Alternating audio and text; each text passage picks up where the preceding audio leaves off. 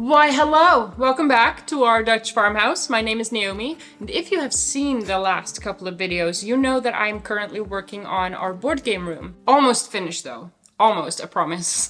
The biggest project is done, like that gigantic built-in bookcase is all the way done. So all that is left to do now is the rest. All the other things that I had planned for. So let me share with you my to-do list.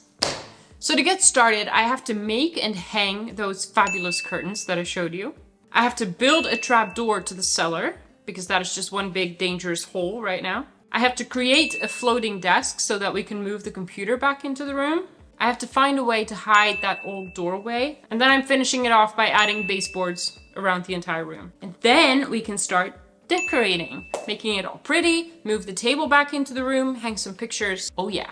So let's go do it.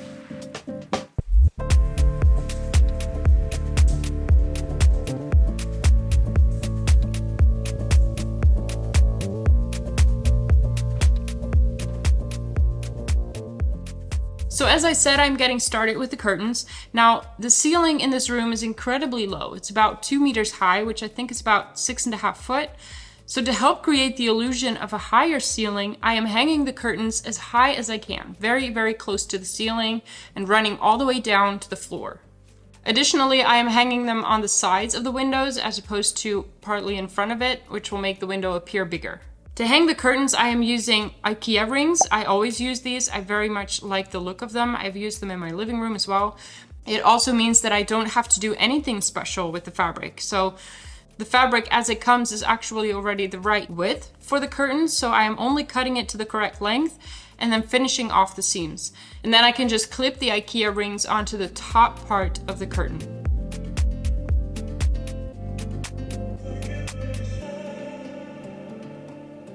Now, usually I would fold the fabric once and then again and iron it before sewing. And I do this so that everything stays in place while I'm sewing it.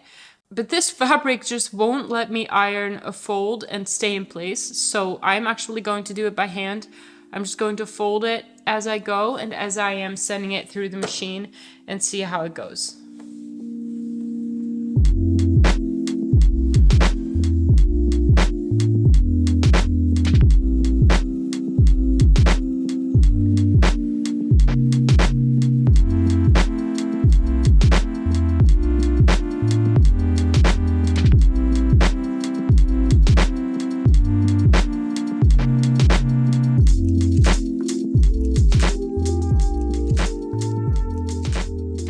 So I noticed that these little hooks that you're supposed to put on the rings are exactly the same as the ones that they have for the bigger rings, but those are thicker than these. And therefore, with the bigger rings, it is sometimes a little bit tricky to get these on. With the smaller ones, they actually very easily fall off. So I'm actually going to close them up when they're on the rings, like that. So we have 10 rings. I just need to calculate how much space there's going to be in between. And I'm not very good at math, so I'm going to use the calculator. So, just about here. I also have these brackets from Ikea laying around so that we could use these. But then obviously we would need a curtain rod. And I figured I probably have something laying around the house that we could use, but they did have to fit inside of these rings. And then I found this. And this is left over from the pegs that we did in the peg shelf in the kitchen. So it is absolutely perfect. I'm going to stain it in my go-to chestnut color. And then what I also have are these, also from Ikea, probably bought at the same time as the brackets. But these you can just screw into the end of the curtain rod so that the rings don't fall off. I'm going to spray paint these black because the rings are black, and then we will hang it up.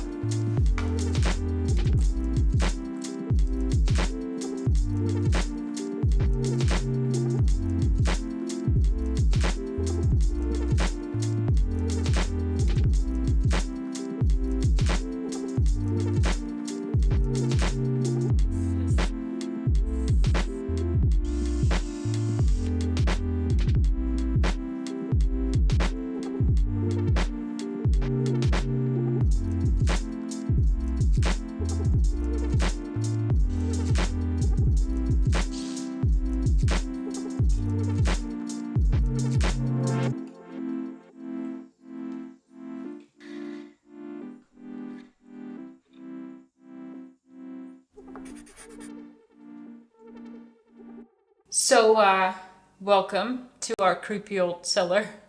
As I said before, I am building a new hatch for this thing because the one that was on here was definitely a temporary solution that somebody came up with years ago, and it didn't feel very safe. So I just want to have a proper hatch, and while we're at it, why not make it pretty? But there are two things that I see as challenges in this project. First of all, right now you have to enter the cellar on that side because that's where the stairs are. I want the stairs on this end because I want the hatch to be opened on this side without it interfering with the desk that is going to be there in that corner. So I need to move the stairs to this side of the opening, but they have been nailed in. So I can't just unscrew the thing, turn it around, screw it back in. I actually have to dig out the very old nails that are in there. I've already gotten started, so I know that it's possible, but I still have to finish it. And then we can turn the stairs around, I hope. I hope that is not gonna cause any other issues. And then the other challenge that I'm running into is that I'm not entirely sure what kind of hinges I should be using.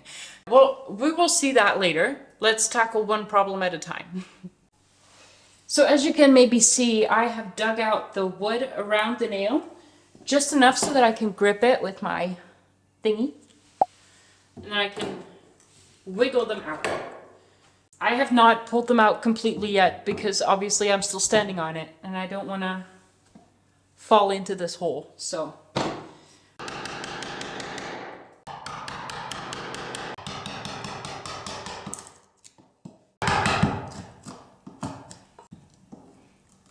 There. Okay, so now that all the nails are exposed, I think I can actually take them out. I am pretty sure that they are still attached on these two brackets right here. Can't see it very well. They actually seem to run underneath the flooring, so I don't know if we're going to be able to pull these loose or that we may have to cut them. But I am, however, going to be really careful because if this is not going to hold, then I don't want to be on the stairs. So let's see, this could go two ways. It's either going to be really easy or not at all.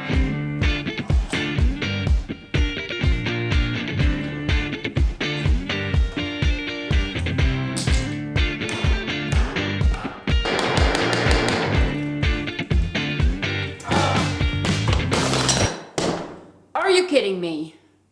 I got everything loose, all the nails came out. It was all very easy, and then it's going to be stuck on this little thing that is sandwiched between the floor pieces. Really?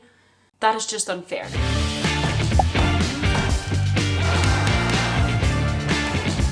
Yes!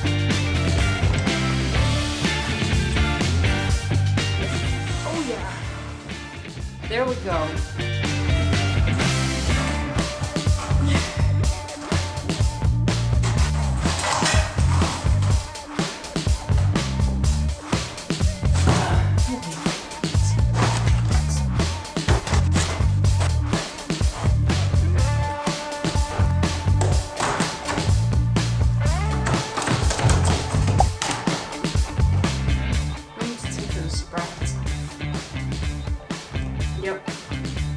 So let me just sort this out and I'll get back to you when I'm done.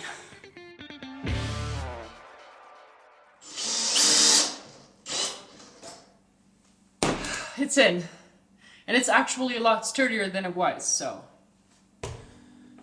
not too bad.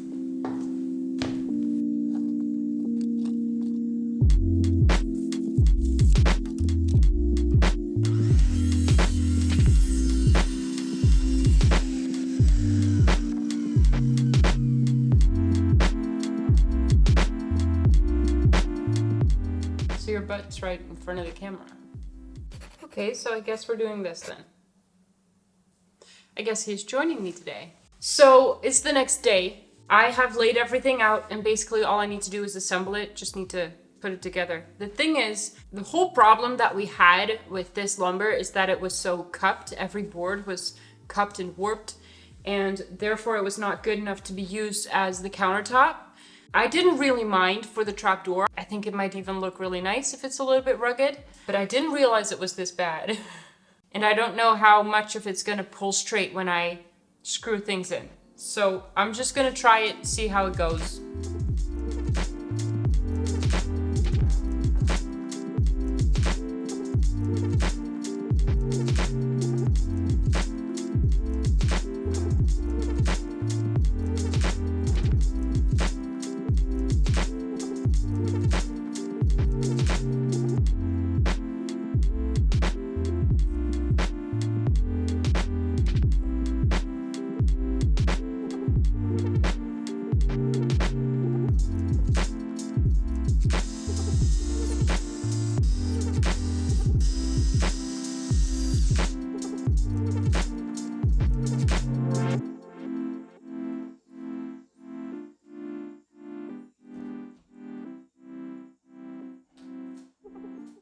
So I am not sure why I thought this was a good idea, but it wasn't. That door is not going to be straight enough. The idea is that it's level with the laminate flooring.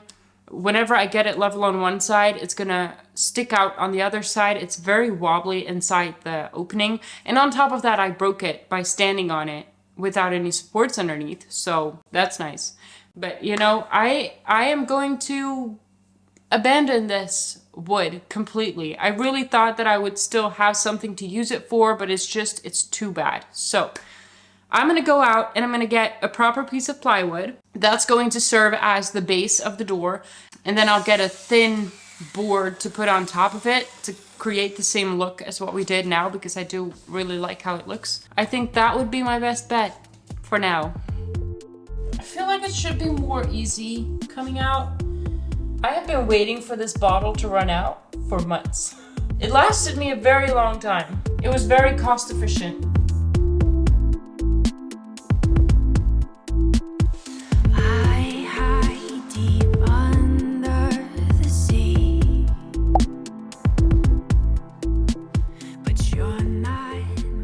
So version 2.0 of the trapdoor is better. It is not perfect, but it's better. It is a little bit higher than the floor right now, but that is not really the door's fault. That is the supports that are underneath, and I might change them later, and I might not. But the whole project is frustrating me a little bit because I thought that this was going to be the easy project, like an easy little thing. And it's not. I was wrong. And that's okay. But I am going to move on to something else for my own sanity. So I'm actually going to close the trapdoor. I'm just going to put it in, and then we're going to build the desk. Because if I have finished the top of the desk, I can stain that and the trapdoor at the same time, which I think is very efficient. So after cleaning up all the mess that I had made so I could actually move on to the next item on the list, I did one more thing. I used a spade bit to drill several holes in the space where the handle should go. Now I realize that this does not look very pretty, but it works, and it will be invisible after I screw the handle on, so I think it's okay. For the desk, the plan was incredibly simple. I wanted to use the wood that was left over from the countertop, which of course was also not straight, but for a small piece like this, it was good enough. So after measuring and drawing exactly where the cutouts needed to be to fit around the wall, I used my jigsaw to cut them out. Then I tested it out to see if I had done anything stupid, and it turns out that I didn't, so it fit perfectly. I screwed a couple of scrap pieces of wood onto the wall to support the desktop, and then I could finally stain the desktop as well as the trapdoor.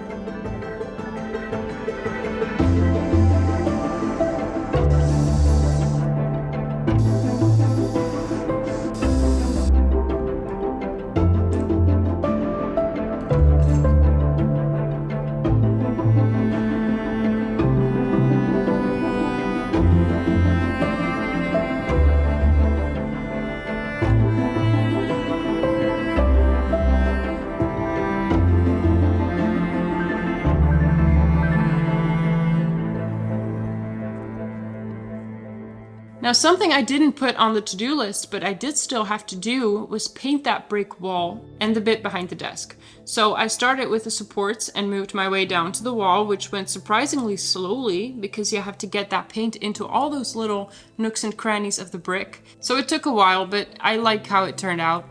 The paint does dry a little lighter than what you see here, but it is so much more cozy than the stark white that it was, in my opinion, of course.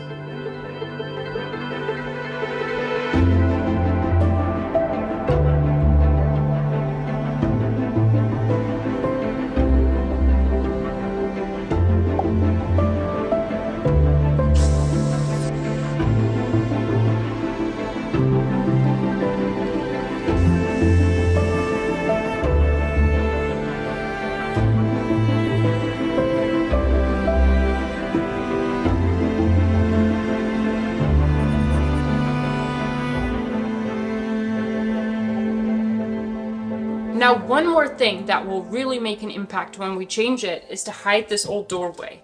Now, I'm going to use scrap pieces of wood for this. I'm simply going to build a frame on the outside and then put OSB sheets up against it. Now, this strange way of hiding an old doorway is mostly because I wanted it to be kind of a focal point. I want to hang a big piece of art from it. And actually, originally I had planned to have a picture frame lighting come out of that wall as well. But I decided against that later because I am also going to hang lights above the table. It is just going to be too much. So after I put the OSB sheets up against the wall, I filled all the gaps with some caulk, and then I covered the whole thing with kind of a plaster solution that you simply roll on vertically, and then you roll it again horizontally, and then you smooth it out with a smoothing out thingy. Now, after it dried, a lot of the OSB texture actually came back, but I could quite easily sand it all smooth. So after that, I painted it all the same dark gray color and called it done. Then there was one more thing on the list, and that's adding the baseboards. Now, I cut them all to size off camera because you've watched me use my miter saw enough for now. But I just simply added the baseboards by nailing them into the wall. I also painted the ones that are against the cabinets and the darker walls, that dark gray color, which I had to do in 3 layers, mind you. I then smoothed out all the gaps with the caulk again, because caulk is my friend. And exactly at that time, my art prints arrived. So let me just quickly put everything in frames and hang it up before I show you how the room has turned out.